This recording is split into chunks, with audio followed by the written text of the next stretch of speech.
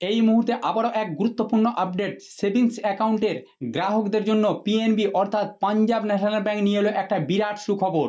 Punjab national bank তাদের savings account গ্রাহকদের জন্য এক বড়সড় সুবিধা ঘোষণা করলো। এখন থেকে আর একটি গুরুত্বপূর্ণ চার্জ দিতে হবে না, ফলে বহু গ্রাহক উপকৃত হবেন এই সিদ্ধান্তে। বছরের শুরুর দিকের কথা, পাঞ্জাব ন্যাশনাল ব্যাংক, সংক্ষেপে যার পরিচিত পিএনবি বলে, চমকে দিয়েছিল ঋণ গ্রহীতাদের। সেই সময়ে এই ব্যাংক চালু করেছিল এক বিশেষ ঋণ প্রকল্প পিএনবি নির্মাণ 2025 নামের এই স্কিমে প্রসেসিং চার্জ এবং ডকুমেন্টেশন চার্জ নেওয়া হচ্ছিল না। এই প্রকল্পের মেয়াদ শেষ হয়েছে চলতি বছরের জুনে। এবার পিএনবি তার গ্রাহকদের ফের একটি বড় স্বস্তি দিয়েছে। প্রকৃতপক্ষে ব্যাংকটি সমস্ত সেভিংস অ্যাকাউন্টের ন্যূনতম গড় ব্যালেন্স বজায় না রাখার জন্য জরিমানা ফি মকুব করছে। পিএনবি জানিয়েছে যে 1 জুলাই অর্থাৎ 2025 থেকে কার্যকর এই উদ্যোগটি বিশেষ করে মহিলা, কৃষক এবং নিম্ন আয়ের পরিবারগুলিকে সমর্থন করার জন্য নিয়ে আসা হয়েছে।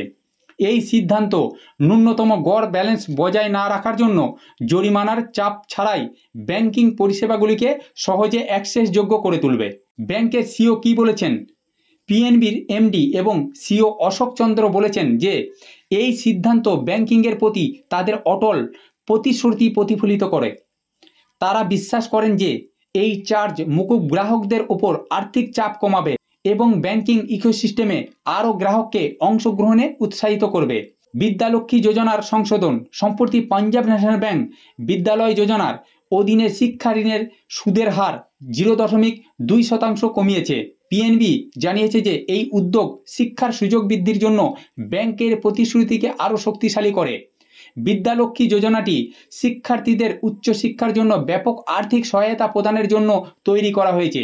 পিএনবি জানিয়েছে যে সংশোধনের পর শিক্ষা ঋণ প্রতিষ্ঠানের উপর নির্ভর করে প্রতি বছরে 7.5% থেকে শুরু হবে। কানাড়া ব্যাংকের অফার। অবশ্য পাঞ্জাব ন্যাশনাল ব্যাংকের আগেই কানাড়া ব্যাংক সেভিংস অ্যাকাউন্টে ন্যূনতম গড় ব্যালেন্সের রীতি তুলে দিয়েছে। গত মাসেই কানাড়া ব্যাংক তার সমস্ত সেভিংস ব্যাংক অ্যাকাউন্টে ন্যূনতম গড় ব্যালেন্সের প্রয়োজনীয়তা অপসারণের ঘোষণা করেছিল। সেই দিক থেকে দেখলে কানাড়া ব্যাংকই দেশের প্রথম প্রধান পাবলিক সেক্টর ব্যাংক যারা ন্যূনতম গড় ব্যালেন্স সম্পর্কিত চার্জ অপসারণ করেছিল।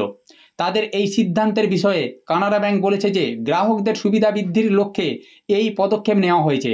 সন্দেহ নেই এই পদক্ষেপ দুই ব্যাংকেরই গ্রাহক সংখ্যা বৃদ্ধি করবে। তো আজ এই পর্যন্তই। চ্যানেলে নতুন হয়ে থাকলে অবশ্যই সাবস্ক্রাইব করে দেবেন, কারণ প্রত্যেকটা মুহূর্ত এই ধরনের নিত্য নতুন ভিডিও আমি আপনাদের কাছে পৌঁছে দেবো।